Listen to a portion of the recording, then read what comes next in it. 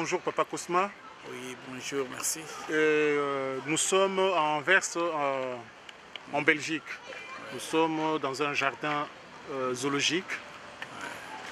Mais l'animal que je vois juste derrière vous, Pasteur Cosma, c'est un okapi. L'okapi qui est l'emblème même de la faune congolaise.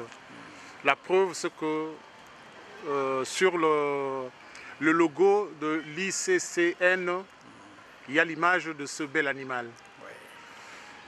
C'est quoi l'effet que vous ressentez quand nous venons le trouver ici, dans ce milieu-là, à des milliers de kilomètres de son environnement naturel?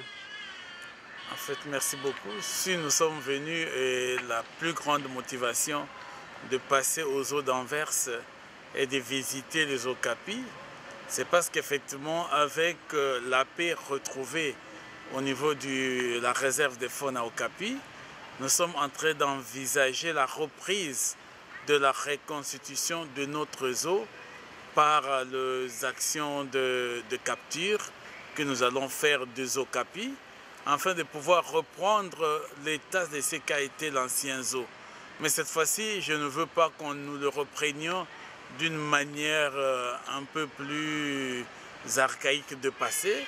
Je voudrais qu'on puisse reprendre cet espace du zoo qu'on va constituer de la manière la plus adaptée et la plus moderne.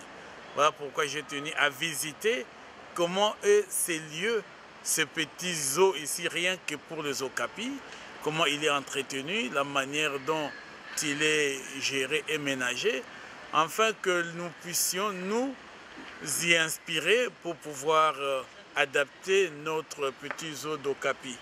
Donc c'est quelque chose pour nous de très important. C'est une des grandes motivations de cette visite.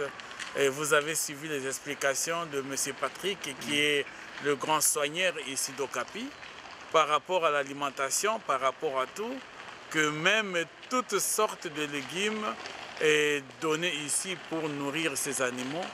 Et nous croyons que cela va aller de même pour nous. Si en Europe, ici, nous pouvons voir les okapis qui se multiplient, il y a eu dans ces eaux 51 naissances naturelles. Cela nous donne assez plus de courage pour dire que maintenant, dans notre politique de repeupler tout le zoo du Congo, nous allons maintenant avoir les okapis non seulement à Ipulu, mais nous les aurons à Kisangani, à Kinshasa et à Lubumbashi. Et nous verrons les autres provinces où ils pourront peut-être se développer, nous allons les y installer. Nous avons beaucoup appris, nous avons reçu la documentation sur la manière de pouvoir les entretenir. Et nous avons, nous, nos spécialistes locaux qui entretiennent l'okapi parce que c'est un animal de chez nous. Donc nous savons comment ils vivent, mais nous allons combiner l'expérience ici occidentale, tu vois, les soins de l'entretien, la manière ici de le nourrir.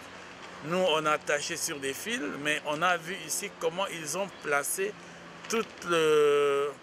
pratiquement tout le toit pour pouvoir le nourrir et le branche. Et tout cela nous a beaucoup inspiré.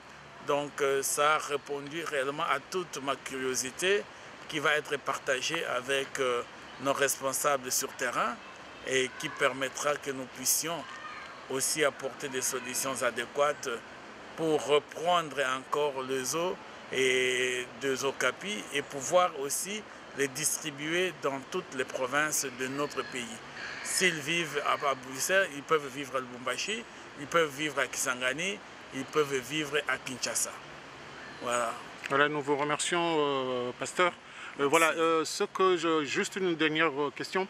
J'allais dire tout ce que vous venez de dire. J'allais dire que c'est bien beau, les hommes, la motivation. Vous avez quitté Kinshasa pour venir jusqu'ici. Preuve d'une grande motivation. Vous venez voir ce qui se fait ailleurs que de mieux, de meilleur que vous pouvez ramener chez nous au pays afin que le travail aussi soit, le niveau soit élevé. Mais, Pasteur Cosma, tout cela, le nerf, vous le savez bien, c'est l'argent. Vous avez suffisamment les moyens pour pouvoir rentrer dans vos ambitions, dans vos projets par rapport à tout ce que vous venez de nous dire? Vous savez, nous nous organisons. Je n'ai pas vu les Okapis seulement en Anvers. J'ai vu les Okapis aux zoos de Beauval en France. Je suis allé voir les Okapis aux zoos de Widok à Jacobsville, aux États-Unis. J'ai vu les Okapis dans d'autres villes à travers le monde.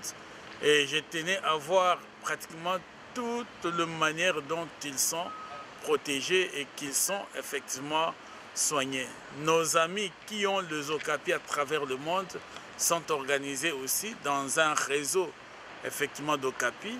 Et avec ce réseau, nous allons essayer de travailler. Aujourd'hui, ceux qui ont le panda à travers le monde payent à la Chine au moins $1 million par panda, si pas $2 millions. Et nous croyons que nous allons négocier avec ce réseau d'Okapis à travers le monde pour pouvoir apporter aussi un appui à la protection des Okapis dans notre pays. Ça, c'est une démarche que nous avions déjà commencé, parce que je vous dis déjà que le contrat qu'on avait avec le zoo de White Dog aux États-Unis était de 40% d'Okapis nés en captivité devrait être rétrocédé à la République démocratique du Congo. Nous avons réussi à signer ce contrat et nous croyons que nous réussirons à obtenir déjà un appui. À l'époque, nous avions déjà un appui de presque $500 000 par an pour pouvoir supporter les Okapis chez nous et nous étions dans des discussions pour qu'il en arrive à $1 million par an. Nous pensons que nous allons relancer ce processus, ce mécanisme, ces négociations pour que les Okapis aussi rapportent en fait de ressources pour pouvoir le protéger au niveau de notre pays. C'est en fait ça que nous allons arriver à faire. C'est nous qui vous remercions. C'est la régie RTEC. Nous vous remercions de toutes les façons, Pasteur.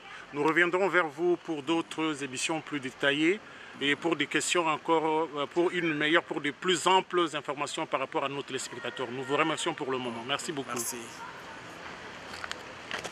Alors, je n'en ai pas la nourriture en français, mais j'ai